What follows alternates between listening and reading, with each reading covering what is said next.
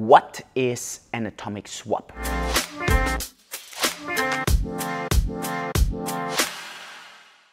Hey and welcome to today's video. My name is Julian, I'm one of the co-founders at 10x, and on my personal channel I want to talk about all kinds of things crypto related to make you crypto fit for blockchain, decentralization, cryptocurrencies, but many other blockchain applications as well.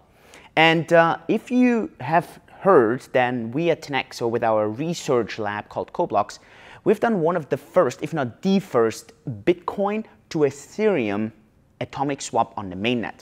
And we have received a lot of questions. Julian, can you explain this in simple terms?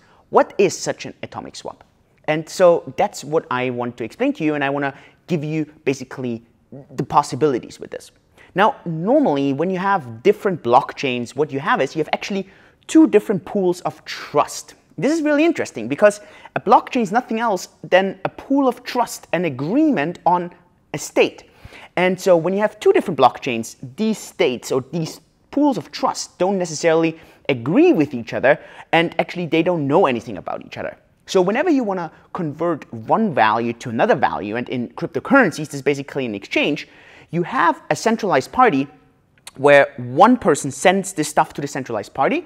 This person holds this, waits until gets something from the other side, and then changes this and gives everything to the other parties. And this is what's called centralized exchanges, right? And so on cryptocurrencies, you exchange Bitcoin for Ethereum, for example. If we talk on blockchain, then in blockchain terms, then the question is, how could, for example, an identity blockchain interact with a real estate blockchain? So when you go and buy some real estate, you don't have to give someone your passport. This blockchain could automatically communicate with another blockchain and get information from there. So the question is, how would this work if you don't want to have this centralized, right? We want to have certain things decentralized. And so an atomic swap is nothing else than a trustless way for these things to exchange value. And trustless just means that you don't have to trust anyone or anything. And it's basically a cryptographic principle. And it's a very simple principle, and I'm going to just explain this to you in super easy terms. Imagine, instead of being next to each other, on being on top of each other and one on the bottom. So this could be Ethereum and this could be Bitcoin. And so instead of having someone in the middle to exchange this value, you basically put a rope, a circle of a rope here.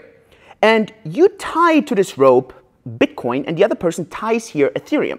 And now if you pull on this rope, the Ethereum is going to move here and the Bitcoin is going to move here. And it's pretty much here in the middle now.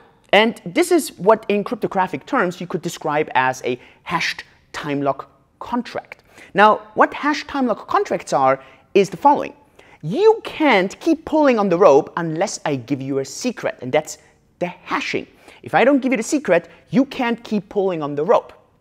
We need to have so-called multi-signature function. That means it can't just be one person, it has to be two people pulling on the rope. So I give you a secret, you need to give me the other secret.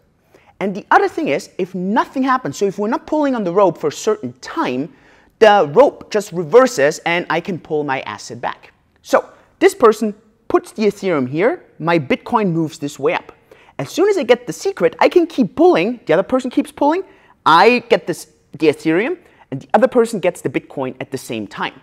And there's no way not to get the Ethereum. If the Ethereum moves the other way, my Bitcoin comes back down, and if nothing happens, the rope automatically reverses. So the fantastic thing is the only thing we have to trust is the rope. And the rope is a cryptographic concept that has been existing for quite some time and that has been shown to work trustlessly. And so that is a very easy way and easy idea how to explain these atomic swaps. So these are nothing else than these swaps via hashed time lock contracts. I hope that makes it clear. Then obviously you can tie these ropes next to each other and you get kind of payment channels, but this is a topic for a different video. I hope that gives you value. If it does, let me know in the comments below.